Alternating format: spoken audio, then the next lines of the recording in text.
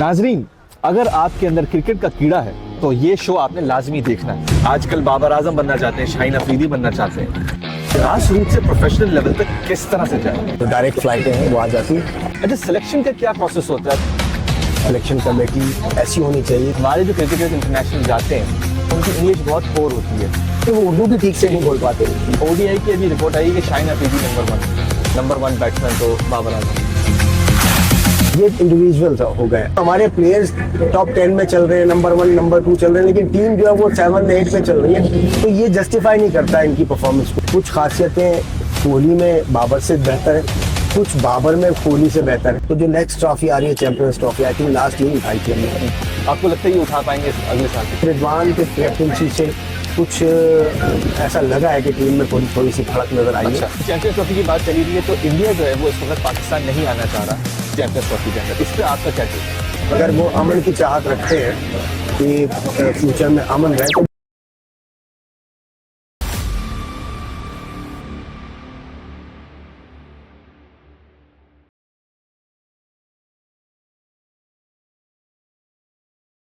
नाजरीन, अगर आपके अंदर क्रिकेट का कीड़ा है तो ये शो आपने लाजमी देखना है। इस शो के अंदर हम आपको बताएंगे कि किस तरह से सिलेक्शन का प्रोसेस होता है, किस तरह से क्रिकेट खेली जाती है, क्या टेक्निकलिटीज़ होती है, फास्ट बॉलिंग किस तरह से होती है, कोचिंग के क्या तरीके होते हैं, इंग्लिश क्यों ज़रूरी है और बहुत सारी चीज़ें। मिलेंगे तारिक हारून साहब से जो एक्टिवली कोच कर रहे होते हैं पाकिस्तान की क्रिकेट टीम को भी और उनके प्लेयर्स को भी और यहाँ पे बच्चों को भी। चले मिलते हैं तारिक साहब से और बातें करते हैं और सीखते हैं उनसे।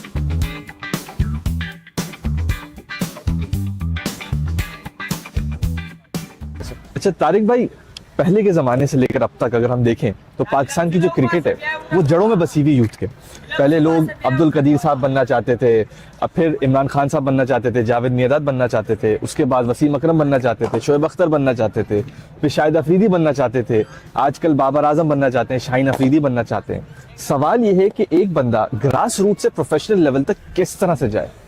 देखिए, बहुत ही आपका जामे सवाल है और इसमें एक सवाल में बहुत सारी आपने इन्फॉर्मेशन देना वो मुझसे पूछ लिए। कोशिश करूंगा कि मैं इसको सही से डिस्क्राइब कर सकूं चीज़ों को। देखिए, वाकई में हमारी जो नेशन है वो क्रिकेट लविंग नेशन है। बिल्कुल। और स्पोर्ट्स तो खैर एक ह्यूमन नेचर में शामिल है। स्पोर्ट्स बहुत ही पॉजिटिव इंटेंट देता है, एनर्जी देता है और सोशलाइज करता है। और ये आई थिंक मैं समझता हूँ कुदरती अमल है, शायद इंसानों के अंदर जो है अल्लाह ताला डालते हैं तो वो इस तरफ माइल होते हैं। एक शुगल होता है, एक शौक होता है इंसान का। फिर आपने बात की कि वो जाहिर है पहले कदीर खान और ये बड़े बड़े नाम। देखिए, जो दिखाया जाएगा, जो कौम को ज़्यादा से ज़्यादा दिखाया और बताया जाएगा, जिसकी इन्फॉर्मेशन देगी तो नौजवान उसी तरफ राग़िब होंगे। माजी में उस ज़माने में उन्हीं चीज़ों को जो है वो किया जाता था, जिसके पे इनकरेज किया जाता था।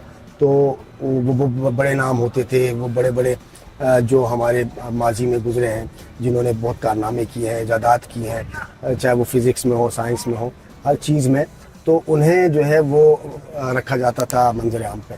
लेकिन अब मैं इसको क्या कहूँ, बदकिस्मती कहूँ या खुशकिस्मती कहूँ, बहरहाल मैं खुद क्रिकेट से रिलेटेड हूँ। तो क्रिकेट इस वक्त आप कोई भी टेलीविज़न लगाएंगे तो चैनल स्पोर्ट्स लगाएंगे तो क्रिकेट आपको बिल्कुल देखने को मिलेगी। तो बच्चों का जो रुझान है, मैं समझता हूँ एक तो स्पोर्ट्स लविंग नेशन है, दूसरा क्रिकेट बहुत ज़्यादा देखने को मिलती है, इनको टेलीवाइज होती है। फिर पाकिस्तान टीम का एक ऐसा नहीं कि मैं पाकिस्तानी हूँ ये बात कर रहा हूँ, मुझे लाख इख्तिलाफ इनके सिस्टम से भी है और हर चीज़ से है, लेकिन पाकिस्तान टीम की बात ही कुछ और है। ये दुनिया में कहीं भी जाती है ना तो फ़ैन फॉलोइंग बहुत है। इवन जो दूसरे कंट्रीज़ के लोग हैं वो भी बहुत पसंद करते हैं, लाइक करते हैं। तो आपने बाबर आजम के नाम लिया, तो बाबर आजम जिस तरह से इस वक्त शो करते हैं अपनी क्वालिटी और क्लास को, तो हर बच्चा जो छोटा छोटा बच्चा है 10-10 साल का, वो भी उन्हीं का नाम लेता है कि बाबर आजम। तो मैं समझता हूँ कि ग्रास रूट से उस लेवल पे जाने के लिए, तो अगर आप बाबर आजम ही की स्टोरी को स्टडी करेंगे या बच्चे अगर वो देखते हैं, कोई रोल मॉडल बनाते हैं, तो वो फिर उनकी ज़िंदगी को ज़रूर उनको स्टडी करना चाहिए कि बाबर आजम क्या थे आपकी एज में। वो 10-12 साल की एज में बॉल पे करते थे और उनके फादर ने, उन्होंने मिलकर अपनी पूरी स्टोरी बताई है कि वो किस तरह मुफलिसी में ज़िंदगी गुजार रहे थे। उन्होंने स्ट्राइव किया, स्ट्रगल किया, लेकिन अपनी रूटीन नहीं छोड़ी, अपने प्रोसेस को जारी रखा और अपने ऊपर जो है ना वो काम करते चले गए। वो ग्रेजुअली जो है ना वो दर्जा बदर्जा 13, 16 लेवल, 15 लेवल, 16 लेवल, 17 लेवल पर, 19 लेवल पे तो फिर उनको क्या हुआ कि उनकी मेहनत का सिला, उनके पेशेंस का, सब्र का अब वो सिला मिलना शुरू हुआ और वो उन्होंने अपने आप को इतना मजबूत किया। मैं समझता हूँ कि उस महरूमी को उन्होंने बजाय इसके कि वो इसको एक्सक्यूज बनाते उसको अपनी ताकत बना ली। सही। तो उसे अपनी स्ट्रेंथ बनाकर उन्होंने उनके वालिद को भी बहुत क्रेडिट जाता है, सल्यूट करता हूँ मैं कि उन्होंने किस तरह से इन चीज़ों को जो है वो अपनी स्ट्रेंथ बनाई। और बाबर आजम आज क्या से क्या है, आज किंग है, तो बहुत खुशी होती है। अल्लाह उनको और तरक्की दे। और इसी तरह हमारे बच्चों को चाहिए कि वो जब रोल मॉडल चुनते हैं तो फिर उनकी जिंदगी को भी स्टडी करें और अभी के वक्त की स्टडी ना करें, पहले से शुरू से लेकर आखिर। ठीक है। अच्छा, तो शुरू कहाँ से करना चाहिए? मतलब 12वीं एज से शुरू करना चाहिए, 13 साल की शुरू करना चाहिए? एज कौन सा होना चाहिए? देखिए एज तो ये तो जस्ट नंबर है ना। ठीक है। अब बच्चे को जब से शौक है वो तब से ही करना चाहिए। हमारे पास 5 साल का बच्चा भी आता है। अच्छा। हो सकता है आज आ जाए, वो ऑन एंड ऑफ आता है क्योंकि 5 साल के बच्चों की एकेडमी तो है नहीं हमारे यहाँ। तकरीबन हम 9-10 साल से कम बच्चा नहीं लेते, इसके बाद लेते हैं क्योंकि फिर जाहिर है वो हम हार्ड बॉल पे ही रखते हैं। हमारे यहाँ सॉफ्ट बॉल का भी कॉन्सेप्ट बहुत कम है। तो वो 5 साल का बच्चा, उसको शौक है तो वो आता है, वो इंडिविजुअल करता है। उसके साथ मैं भी काम करता हूँ, उसकी टेक्निक पे, चीज़ों पे उसे ड्रिल देता हूँ, होमवर्क देता हूँ। वो अपनी फील्डिंग पे भी काम करता है, अपनी बॉलिंग पे भी काम करता है। तो शौक का तो कोई टाइम नहीं है जब से शुरू हो जाए। तो जब वो अब अगर उसको एडवांटेज ये है कि 5 साल की एज से अगर वो चीज़ों को समझना शुरू कर देगा कि बैट कहाँ से आना चाहिए, ग्रिप क्या होनी चाहिए, हेड पोजीशन क्या है, इसी तरह बॉलिंग में उसकी क्या अलाइनमेंट क्या है, उसके back foot landing, front foot landing etcetera जितनी भी है प्रोटोकॉल्स को वो अभी से समझना शुरू करेगा, तो at the age of 10 and 12 यानी 5 से 7 साल में आप क्या समझते हैं कि उसे तकरीबन 70-80% जो क्रिकेट की नॉलेज है, जो इसकी स्किल्स की, जो आप कहें टेक्निक है, टेक्निक की जो इन्फॉर्मेशन है, वो उसके ब्रेन में कहीं ना कहीं थोड़ा थोड़ा उसको जब वो जज्ब होगी, जब 12 साल की एज से जब वो निकलेगा, तो जब वो सबकॉन्शियस में उसकी चीजें होंगी, जब वो होता हुआ देखेगा तो उसके पास पहले से मौजूद है। तो ये बहुत बड़ा एडवांटेज होता है कि बच्चे जितनी जल्दी एज में वो आकर अपनी एक्टिविटीज सराउंडिंग में, एनवायरनमेंट में शुरू कर दें। एक तो घरों पे भी लगे रहते हैं बच्चे, लेकिन अगर एनवायरनमेंट मिल जाए जहाँ पर वो देखें, क्योंकि इस एज के बच्चे कॉपी बहुत तेजी से करते हैं, समझना आसान नहीं होता है। इनको 12 ईयर्स के बाद ही इनको बात समझ में आती है। तो कॉपी के लिए बेस्ट जगह होती है कि वो अकेडमीज आए और वहाँ खेलता हुआ देखें, या फिर टेलीवाइज बाबर आजम का, जैसे मैंने कहा नाम, तो खेलते इतने खूबसूरत है, बच्चों की आंखों को वो भाते हैं। अच्छा, अकेडमी की बात करें तो इस वक्त आपके पास कितने बच्चे हैं इस अकेडमी में? इसमें हमारे पास ऑन एंड ऑफ तकरीबन कोई 150-160 बच्चा है। ठीक है। तकरीबन ये 6 डेज में, यानी 3 डेज में अगर हम कन्वर्ट करें तो 70-80 दोनों सेक्शन में हमारे पास रहते हैं। अच्छा तारिक भाई, फास्ट बॉलर्स की अगर बात करें तो बहुत सारे फास्ट बॉलर्स आते हैं, अपना नाम बनाते हैं और चले जाते हैं, वो वैनिश हो जाते हैं, अनफिट करार कर दिए जाते हैं। वो क्यों? कोई टेक्निकल वजह है या क्या वजह हो सकती है? देखिए ये कल्चर है, हमारा कल्चर ये है कि एक तो फास्ट बॉलर्स अक्सर जो आ रहे हैं वो ऐसे एरियाज से आ रहे हैं, रिमोट एरियाज हैं, नॉर्दर्न एरियाज हैं। इवन वहाँ पर फैसिलिटीज भी वो नहीं है कि उन्हें वो अकेडमीज में वो ट्रेनिंग कर सके। वो पहाड़ों पे अपने जो कुदरती ग्राउंड बने हुए वहीं खेल रहे हैं और वो देख रहे हैं, वॉच कर रहे हैं बचपन से, जैसा हमने पहले डिस्कस किया। वो देख रहे हैं, वो आइडियल बना रहे हैं, रोल मॉडल बना रहे हैं और वो उस पर अपनी ट्रेनिंग कर रहे हैं। लेकिन उनको प्रॉपर एजुकेशन के लिए कोचिंग जो है ना वो नहीं है। कोचिंग जो उनको टेक्निक को बताया, उनकी एज अ फास्ट बॉलर आपने क्वेश्चन किया, तो उनकी अलाइनमेंट क्या होनी चाहिए, उनका हेड पोजीशन क्या हो, उनका बैकफुट लैंडिंग क्या है, उनका एक्शन टाइप क्या है, इवन उन्हें ये भी नहीं पता होता।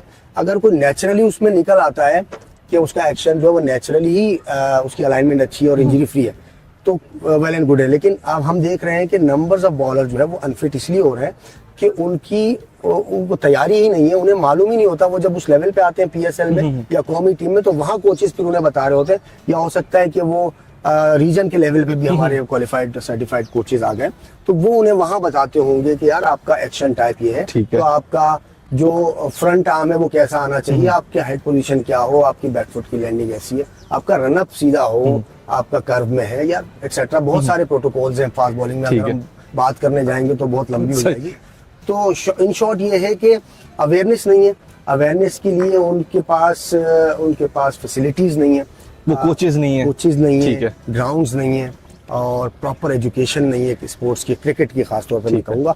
तो ये चीजें अगर मुहैया कर दी जाए उन एरियाज में जहाँ से फास्ट बॉलर्स आते हैं, मैं समझता हूँ कि फिर ग्रास रूट लेवल से ही उनको अगर उनके एक्शन पे, उनके रनअप पे, उनकी टेक्निक को समझने के लिए उन्हें पता हो कि अगर मुझे कोई प्रॉब्लम आ रही है, इवन मेरा बॉल भी नहीं गिर रहा तो मेरी टेक्निकल कोई इशू है जगह पे, अगर लाइन लेंथ पे नहीं जा रहा हाँ। जो मैं करना चाह रहा हूँ, तो वो लाजमी टेक्निकल इशू आ रहा है कि वो बॉल हो नहीं रहा। जब ये उसे पता चल जाएगा बच्चे को यंग एज में, तो उसी तरह जब वो जैसे ही ग्रूम करेगा, जैसे वो आएगा लाइमलाइट में, तो वो मास्टर होके आएगा। जब वो मास्टर होकर आएगा तो फिर उसके पास सिर्फ ये जाएगा कि वो कारनामे करेगा, फिर वो अपने एक्शन में नहीं कोच की जरूरत है, जाहिर है वो बहुत जरूरी है। बेपीरा जिसे हम कहते हैं ना, बेपीरा, फिर वो कहीं भी जा सकता है, उसका कुछ पता नहीं। ठीक ठीक ठीक।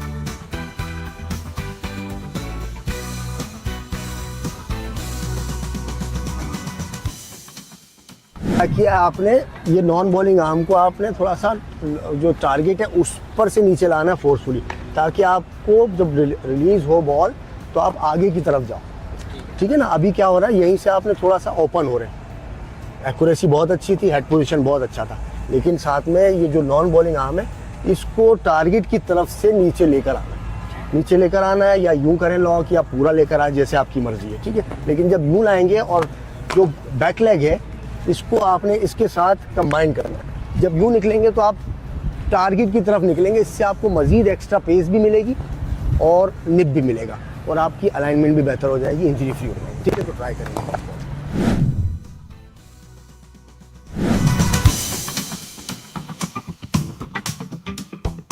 अच्छा तारिक भाई, लक मैटर करता है क्रिकेट के अंदर? जी बिल्कुल करता है, लक मैटर करता है।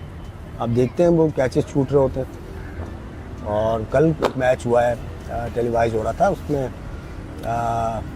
मलिर वर्सेस नॉर्थ हॉक्स का, ये केपीएल का। अच्छा। तो उसमें हमने देखा कि एक प्लेयर, राबिश, बहुत अच्छे टैलेंटेड प्लेयर है, वो आए, उन्होंने शुरू में ही उन्होंने हिट किया तो कैच 0 पे आई थिंक छूट गया। अच्छा। और उसके बाद भी उनके कैचेस छूटे हैं 2-3, फिर उन्होंने मैच फिनिश किया और वो मैच जिता के चले गए।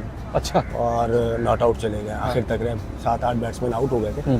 तो लक बिल्कुल मैटर करता है, लेकिन इसको समझने की ज़रूरत है इस तरह के, इसका मतलब ये नहीं होता कि वो लकी है और कोई अनलकी है। तो लक भी तभी मैटर करता है जब उसके पीछे आपकी पूरी मेहनत होती है। सही है। तो मेहनत का सिला मिलता है, यूँ को कह लीजिए आप, कि वहाँ पर आपको लक फेवर कर जाता है। अदरवाइज फिर वरना बात दूसरी तरफ से चली जाएगी कि आप लकी और हम अनलकी, ऐसा नहीं। तो जो तैयारी करता है, मेहनत करता है, लक भी उसी का फेवर करता है। थोड़ी सी आपने सुना होगा कि वो ब्रेव को जो है ना वो लक फेवर करती है, तो दिलेरी होती है और मेहनत होती है, तो लक ज़रूर उनको फेवर करता है। अच्छा, एजुकेशनल बैकग्राउंड क्या होना चाहिए किसी क्रिकेटर के पास एक बैकअप सपोर्ट के लिए? जी डेफिनेटली होना चाहिए।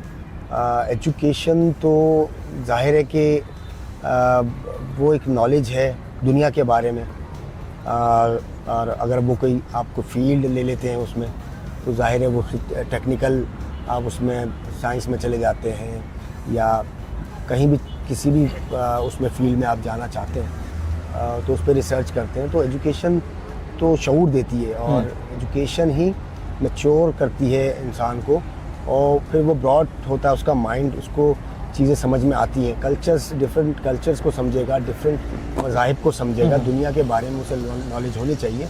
और अगर नहीं होगी तो फिर वो, अगर कम जहन होगा तो फिर वो इतनी सारी नॉलेज जो अपनी स्पोर्ट्स की है वो भी, उसको भी कैरी करना, और उसके साथ साथ अगर कोई नेगेटिव अप्रोच उस तक होती है तो वो उसको किस तरह से वो करेगा, डिफ्रेंशिएट करेगा कि ये ठीक है और ये गलत है। तो मैं समझता हूँ कि एक जो पैरेलल एजुकेशन है, जो भी स्कूलिंग है, कॉलेज है, या उसका अपना शौक़ होना चाहिए इंसान का कि मुझे इस फील्ड में जो है मुझे रिसर्च करनी है। तो और आजकल तो मैं समझता हूँ कि आजकल तो बहुत आसान है, और मोबाइल पे जो है ना पूरी दुनिया इंसान के हाथ में, तो वो एजुकेट होना चाहे तो बहुत आसान है, लेकिन बहुत ज़रूरी है, क्योंकि जब लोगों से मिलना है, बात करनी है, उसके लिए भी आपको एजुकेट होना चाहिए। आपका लहजा कैसा हो, आपका अखलाक कैसा होना चाहिए, आप किससे बात कर रहे हैं, किस कल्चर से आया है वो, आप कहाँ हैं, ये सब चीज़ें मैटर करती हैं। अच्छा, इंटरनेशनली अगर बात करें तो हमारे जो क्रिकेटर्स इंटरनेशनल जाते हैं, फॉर्चुनेटली बोले या अनफॉर्चुनेटली बोले, उनकी इंग्लिश बहुत पोर होती है। क्या इससे ऑब्वियसली पाकिस्तान की रिप्रेजेंटेशन थोड़ी सी डैमेज भी होती है कि यार ये इसको इंग्लिश बोलने नहीं आ रही, इस टाइप की कोई चीज़ होती है? तो क्या ऐसे कोर्सेज होने चाहिए हैं कि वो इंटरनेशनली आसानी से बोल पाएँ, इंग्लिश बोल पाएँ या उर्दू बोल पाएँ, इस टाइप की कोई चीज़ें होनी चाहिए?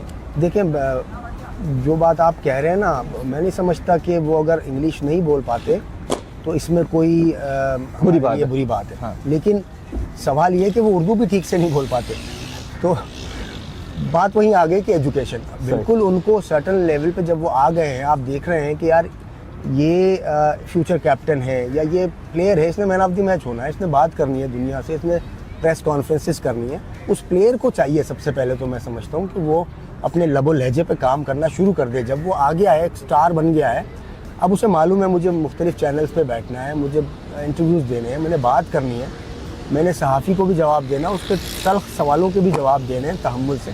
तो मैं समझता हूँ तैयारी करनी चाहिए हर प्लेयर को, और बोर्ड को भी चाहिए कि वो तमाम प्लेयर्स के साथ इस तरह के सेशन करें, उनके लिए प्रॉपर जो है वो टीचर्स रखने चाहिए। मैं समझता हूँ कि इंग्लिश सिखाएं तो भी वेल एंड गुड है, नहीं भी सिखाएं तो एटलीस्ट अपनी जो लैंग्वेज है उसका लबो लहजा तो दुरुस्त करें, ठीक। बहुत ज़रूरी है। ठीक। अच्छा, एक बच्चा, एक बंदा किस तरह से वो उसको समझे कि मैं एक बॉलर अच्छा हूँ या एक बैट्समैन अच्छा हूँ? क्योंकि हर बंदा जो है वो बैट उठा लेता है बचपन से ही, उसको बॉलिंग करना पसंद नहीं होती, बहुत सारे बच्चे इस तरह से होते हैं। तो वो किस तरह से समझे कि मेरा बॉलिंग अच्छी है, मेरी बैट्समैनशिप अच्छी है?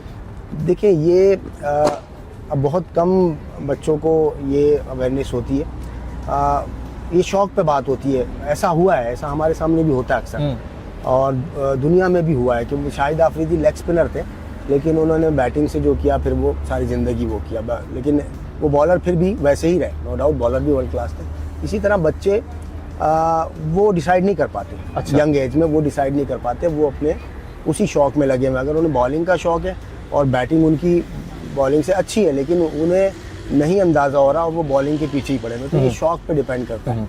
लेकिन मैं फिर समझता हूँ कि यहाँ पर गाइडेंस होनी चाहिए, और वो सुपरविजन जो है वो उसे बताएगी कि यार आपके लिए क्या बेहतर है। क्योंकि हमने भी ऐसे बॉलर्स हैं जो फास्ट बॉलिंग को तरजीह दे रहे थे, कोशिश कर रहे थे, लेकिन उनका रन अप, उनका एक्शन वो उन्हें बिल्कुल सपोर्ट नहीं करा, तो हमने उन्हें कहा कि आप लेफ्ट आर्म स्पिनर बन जाइए। ठीक है। क्योंकि लेफ्ट आर्म थे तो आपके लिए स्कोप भी है, जिस तरह की पिचेस हैं पाकिस्तान में, कराची में, एशिया में, तो वो फिर उस तरफ चले गए। इसी तरह मैं समझता हूँ कि बात करनी चाहिए अपने सीनियर से, अपने एक्शन को, बैटिंग हो या बॉलिंग हो, वो दिखाएं अपने सीनियर से। अगर ख़ुद को समझ नहीं आ रही, ख़ुद फैसला कर सकते हैं तो करें जो उन्हें बेहतर लगे, और अगर नहीं है तो मशवरा करें, अपने कोचेस से करें, अपने सीनियर से करें, दिखाएं उनको कि यार मेरे लिए क्या बेहतर है। मैं समझता हूँ कि उन्हें गाइडेंस मिल जाएगी। सही। अच्छा, सिलेक्शन का क्या प्रोसेस होता है? अगर एक बंदा नेशनल लीग में जा रहा है या इंटरनेशनल में जा रहा है, सिलेक्शन का क्या प्रोसेस होता है? देखिए, हमारे यहाँ तो जो प्रॉपर चैनल है वो इस तरह से है कि क्लब क्रिकेट है या ग्रास रूट लेवल पे अंडर 16, अभी अंडर 16 के, अंडर 15 के टीमें खेल रही हैं कराची में, अंडर 17 होनी है और फिर होनी है अंडर 19, और इसको स्पॉन्सर किया है टच मी यानी मेडिकेम ने, तो ये कराची लेवल पे हो रही है। इसमें ये खेलेंगे बच्चे और ये इसी में इनकी परफॉर्मेंस आएगी, टैलेंट जो है ना वो हाईलाइट होगा। फिर रीजन का ये फ़र्ज़ बनता है कि इनमें से जो परफॉर्मर्स हैं वो अपने अपने जोन में जो टीमें बनेंगी डिस्ट्रिक्ट की, वो उसमें जाएं, उसमें परफॉर्म करें, वहाँ से वो फिर परफॉर्म करते हैं। तो कराची की जो टीम्स बनती है, एक या दो टीनेज लेवल पर, वो उसमें फिर वो परफॉर्मर्स को ले लेते हैं। क्राइटेरिया तो सिंपल और सेम है, लेकिन हम देखते हैं कि यहाँ पर जो डायरेक्ट फ़्लाइटें हैं वो आ जाती और हक तलफी होती है। अभी 19 पाकिस्तान 19 गई है टूर पे, आपने देखा होगा, बहुत शोर मच रहा है, तो उसमें जो टॉप परफॉर्मर्स हैं वो सिलेक्ट नहीं हुए, कराची की टीमों में नहीं हो पाए। मैं समझता हूँ कुछ जो करप्शन है, मैं कह लूँगा, इसको कहूँगा, या थोड़ा सा अकरबा परवरी है, ये हमारे यहाँ पे मैं समझता हूँ ये रहती है, लेकिन बहुत ज़्यादा होने लगी है। हकदार को उसका हक मिलना चाहिए। सिंपल क्राइटेरिया है, जो परफॉर्मर है उसे आप मौका दें, और अगर उन्हें मौका मिलने लग जाएगा तो ये इनकरेजमेंट हो जाएगी। फिर जो बैकवर्ड एरियाज़ हैं या जो नॉर्दर्न एरियाज़ हैं और जो इंटीरियर के लोग हैं, वो भी इस चीज़ पे बहुत डिस्कस करते हैं कि यार हमारे साथ वो सलूक नहीं रखा जाता, हमें मेरिट पे हमारे बच्चों को मौका नहीं मिलता, चाहे वो क्रिकेट है, चाहे वो स्पोर्ट्स है, चाहे वो दूसरी फील्ड है। तो अभी हाल ही में बलूचिस्तान की तरफ से बहुत शोर हो रहा है, इंटीरियर सिंध से लोग बातें करते हैं।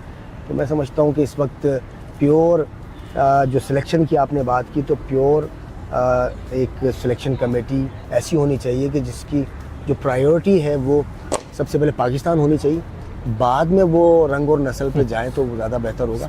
अब पाकिस्तान की टीम बन रही है ना, तो फिर आप ये ना देखें कि कितने प्लेयर कहाँ से आ रहे हैं, ना ही कोटा सिस्टम होना चाहिए, और अगर कोटा सिस्टम है तो फिर कोटा का प्लेयर क्यों नहीं है, फिर कोटा के प्लेयर भी होना चाहिए, फिर हैदराबाद और सक्खर के भी प्लेयर होना चाहिए। तो इंसाफ की ज़रूरत है, मैं समझता हूँ इंसाफ होगा तो सबको उनका हक मिल जाएगा। सही सही। अच्छा, अब बहुत सारे आपके पास आते हैं, कोचिंग लेते हैं, ट्रेनिंग लेते हैं, और ऑब्वियसली उनकी सिलेक्शन नहीं होती है, सिलेक्शन हो जाती है, जिस तरह से आपने कहा टीम कभी कभार बिक भी जाती है, आगे पीछे हो जाती है चीज़ें, तो उन लोगों को किस तरह से आप काउंसल करते हैं कि वो मायूस हो जाते हैं, वो बोलते हैं नहीं मुझे क्रिकेट करना ही नहीं है, खेलना ही नहीं है, या मेरा कभी सिलेक्शन होगा ही नहीं, उस तरह से उसको किस तरह से काउंसल करें? हम उन्हें सिंपल थ्योरी है इसकी, तो वो हम ये कहते हैं कि कोई भी मुश्किल आई है वो आपको बड़ा करने के लिए आई है, आपको कामयाब करने के लिए, और जब तक हर्डल्स नहीं आएंगे तो आपका चैलेंज क्या है लाइफ में?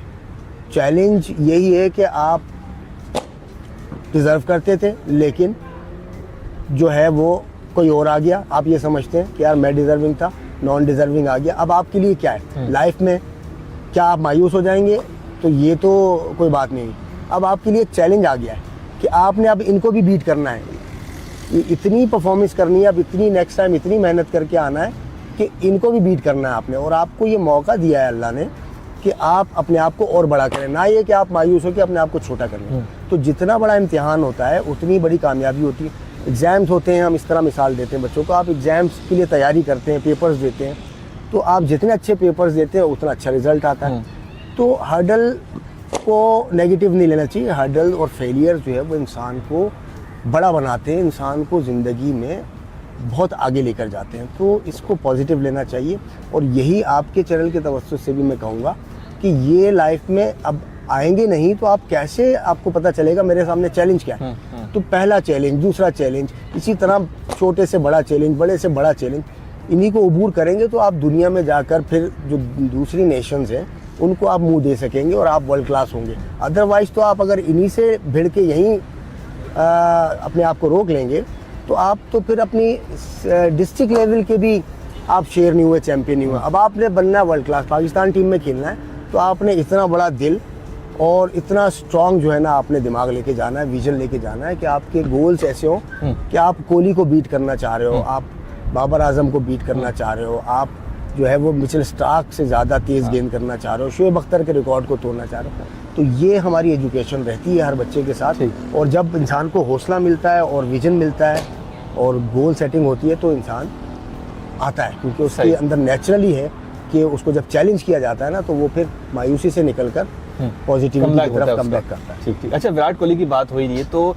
सोशल मीडिया पे विराट कोहली और बाबर आजम की बहुत सारी कैंपेन्स चल रही होती हैं, क्या ये सही है कंपेयर करना विराट कोहली को बाबर आजम के साथ? देखिए, लोगों का काम है, वो अपना काम कर रहे होते हैं, और सोशल मीडिया, जैसे हमने कहा कि मोबाइल पे पूरी दुनिया कहीं से भी बैठे हुए बात कर ली, तो वो लोग डिस्कशन करते हैं, लोगों का डिस्कशन है, और इसमें कुछ सदाकत भी होती है। ज़ाहिर है जब कंपैरिजन करेंगे तो डिफरेंस तो आएगा, और डिफरेंस रहता है। कोई भी प्लेयर, दो प्लेयर एक जैसे हो नहीं सकते। कुछ खासियतें कोहली में बाबर से बेहतर है, कुछ बाबर में कोहली से बेहतर है। सही।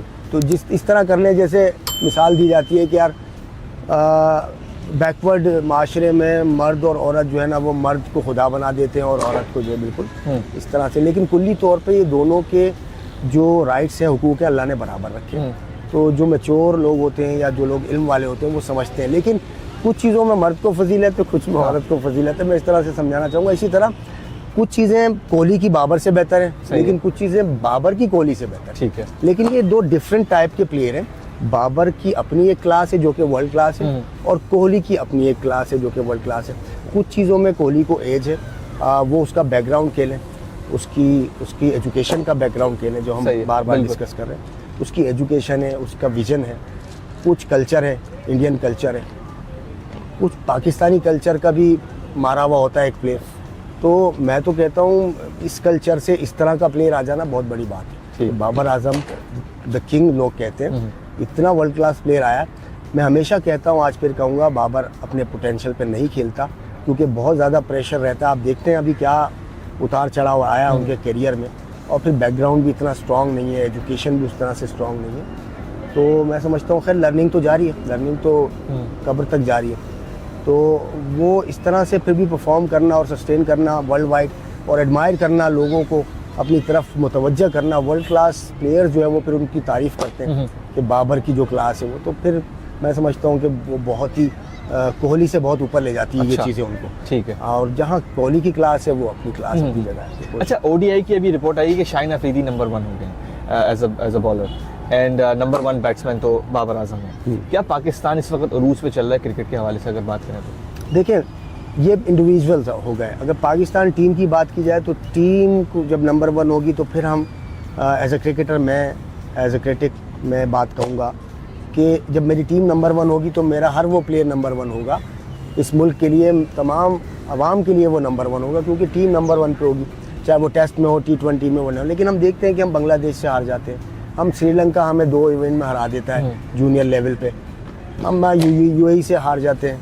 तो फिर इसी तरह हमारे प्लेयर्स टॉप 10 में चल रहे हैं, नंबर 1 नंबर 2 चल रहे हैं, लेकिन टीम जो है वो 7-8 पे चल रही है। तो ये जस्टिफाई नहीं करता है इनकी परफॉर्मेंस को। मैं मतलब इंडिविजुअली मैंने जितने तारीफ़ की करनी थी और हक था मैंने की, लेकिन अगर बाबर नंबर 1 रहेगा या वो नंबर 1 रहेगा शाहीन, तो इससे पाकिस्तान को तो कोई फ़ायदा नहीं है, उनको इंडिविजुअली फ़ायदा है। ठीक है ना, उनके नंबर्स बढ़ रहे हैं, उनको रिवॉर्ड मिल रहा है, उनकी दौलत बढ़ रही है, अल्लाह करे और बढ़े। लेकिन कौम को क्या चाहिए? कौम को तो पाकिस्तान की जीत चाहिए। पाकिस्तान जीते, पाकिस्तान टेस्ट में भी ऊपर आया, पाकिस्तान ट्रॉफीज़ जीते, पाकिस्तान T20 का ट्रॉफ़ी उठाया, पाकिस्तान को ट्रॉफ़ी उठाए हुए कई साल गुजर गए। तो जो नेक्स्ट ट्रॉफ़ी आ रही है champions trophy, I think last यही उठाई थी हमने, तो इसको उठाने का प्लान करें, ये उठाएं तो फिर ये सारे नंबर 1 हो जाएंगे। आपको लगता है ये उठा पाएंगे अगले साल? देखिए, जिस तरह से अब कुछ चीज़ें चेंज हुई हैं, रिजवान के कैप्टनसी से कुछ ऐसा लगा है कि टीम में थोड़ी सी फड़क नज़र आई है। और उम्मीद करता हूँ, क्योंकि वो एज ए कैप्टन थोड़े से एक्टिव भी हैं, लीडरशिप क्वालिटीज़ उनकी कदरें बेहतर है, डिसीजन मेकिंग बेहतर है, बिलीव उनका बहुत स्ट्रॉन्ग है। मैं समझता हूँ वो मेंटली और जिसे कहते हैं कि जो स्ट्रेंथ है उनकी, वो जो माजी के कप्तान जो इससे पहले हम गुजरे उनसे बहुत ज़्यादा स्ट्रॉन्ग है। तो ये चीज़ें मैं समझता हूँ कि डिफरेंस डालेंगी टीम की परफॉर्मेंस में, और लेट्स सी, होप्स हो कि ये चैंपियंस ट्रॉफी में जो है ना हमें नजर आए, इफेक्ट पड़े नजर आए। अच्छा, चैंपियंस ट्रॉफी की बात चली रही है, तो इंडिया जो है वो इस वक्त पाकिस्तान नहीं आना चाह रहा चैंपियंस ट्रॉफी के अंदर, इस पे आपका क्या टेक है? देखिए, बहुत ही नेगेटिव बात हो जाएगी वर्ल्ड क्रिकेट के लिए, स्पोर्ट्स लवर्स के लिए बहुत ही गलत बात है, ऐसा नहीं करना चाहिए। जो भी मामलात हैं, सियासत को स्पोर्ट्स से अलग रखना चाहिए। पाकिस्तान भी तो जाता है ना, बिल्कुल पाकिस्तान जाके खेलता है, तमाम मुल्क वहाँ जाते हैं। उनकी IPL में ऑलरेडी आपने जो है ना वो सियासत को बरूए कार लाकर हमारे पाकिस्तानी प्लेयर्स को वहाँ पर बैन किया, जिससे आप ही की लीग को नुकसान हुआ, हमारे प्लेयर्स का, हमारे मुल्क का कोई लॉस नहीं हुआ। आपका जो मैं कहूँगा थोड़ा सा रेसिज्म है, तासुब है, वो छलकता है। पड़ोसियों के साथ इस तरह का सलूक सियासी तौर पे भी नहीं होना चाहिए, और स्पोर्ट्स में तो बिल्कुल नहीं होना चाहिए।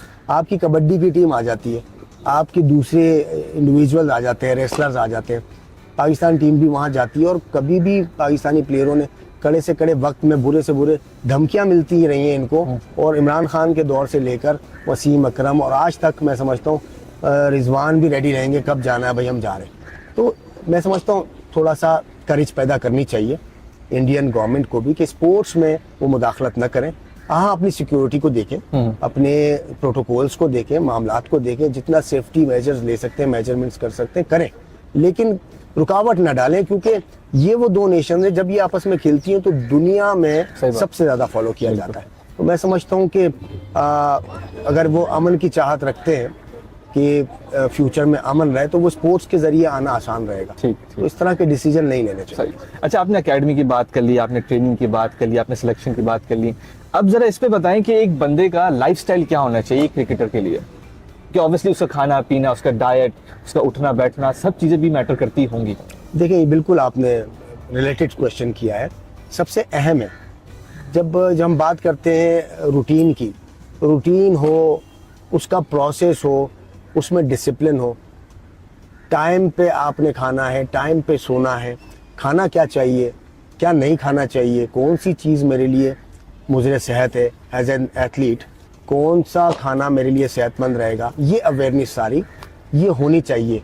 और यही एकेडमीज़ के होने का फ़ायदा है, होना चाहिए कि ग्रास रूट लेवल से ही उन्हें बताया जाए कि आपके लिए डाइट जो है वो कौन सी बेहतर रहेगी। डाइट ही से बहुत सारे प्लेयर्स हमारे यहाँ पर इंजरीज से वो निकल जाते हैं, क्योंकि वो डाइट का उन्हें पता नहीं होता। तो जब हम उनसे पूछते हैं कि आप क्या लेते हैं, सुबह में नाश्ता कैसा है और रात का खाना कैसा है, तो वो उनका बिल्कुल ऐसा होता है वेवट। तो एक आम आदमी का जो कि जाके ऑफिस में बैठना है उसने सारा दिन, और एक एथलीट का बिल्कुल ही डिफरेंस बहुत ज़्यादा है, बहुत बड़ा है, क्योंकि एथलीट को एनर्जी चाहिए, फिर उसको वो जाकर एग्जर्शन करनी है, उसने ग्राउंड में एफर्ट्स करनी है, अपनी ट्रेनिंग करनी है, प्रैक्टिस करनी है, और उसको वो प्रोटीन और कार्बोहाइड्रेट्स चाहिए कि जो उसके लिए ज़रूरी है।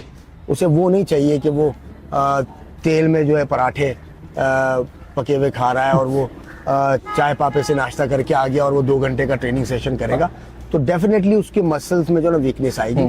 फिर उसे जाना पड़ेगा वापस इस एजुकेशन की तरफ कि हाँ मेरी डाइट क्या होनी चाहिए। सही। डाइट को प्लान करना है, अपनी टाइमिंग को, रूटीन को बेहतर करना है। नींद के, रात की नींद बहुत ज़रूरी है कि वो टाइम से सोए। अर्ली मॉर्निंग उठते हैं तो ये भी नेचुरली उनके लिए बहुत अच्छा होता है। जिमिंग ज़रूरी होती है? देखिए, जिम का एक सर्टन लेवल है। मेरी नज़दीक जिम, मैं अपने जितने भी एकेडमीज लेवल पे है, मैं जिम को बिल्कुल लास्ट में रखता हूँ। अच्छा। बहुत ही हद्दुल इम्कान कोशिश करता हूँ कि जिम आए ना, क्योंकि बॉडी वेट की जो ट्रेनिंग है पहले, उसमें प्लेयर को अपने आप को आगे ले जाना चाहिए, उसमें बीट करना चाहिए कि अब मुझे मज़ा नहीं आ रहा। तो बॉडी वेट पे इतनी ट्रेनिंग्स हैं, मोबिलिटी की ट्रेनिंग, क्योंकि हमने जब हम क्रिकेट से रिलेट करते हैं जिम को, तो हमें वहाँ कोई ऐसी मुशक्क़त नहीं करनी है कि वज़न उठा के भागना है या हम वहाँ पे कोई खुदाई करनी है।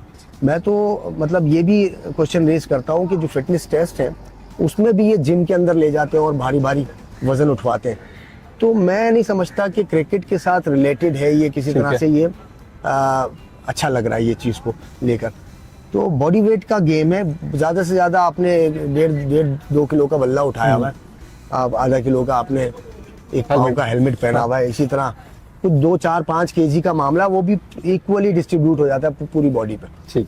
तो body weight training, mobility training जिसे कहेंगे, फ्लेक्सिबल बॉडी और फ्लेक्सिबल मसल्स हो, स्पीड अच्छी हो आपकी, आपका बैलेंस अच्छा हो, आपकी स्टेमिना अच्छा हो, आपकी एजिलिटी अच्छी हो, और ये 4 चीज़ें चाहिए आपको। इसके लिए जो भी जिम का हो या फिटनेस का हो वो आप करें, क्योंकि जिम जब आप जाएंगे तो जिम में जब आप, इससे कोई दो राय नहीं है कि आप जब पावर लगाएंगे तो पावर गेन करेंगे आप वहाँ पर, लेकिन वेट ट्रेनिंग कर रहे हैं।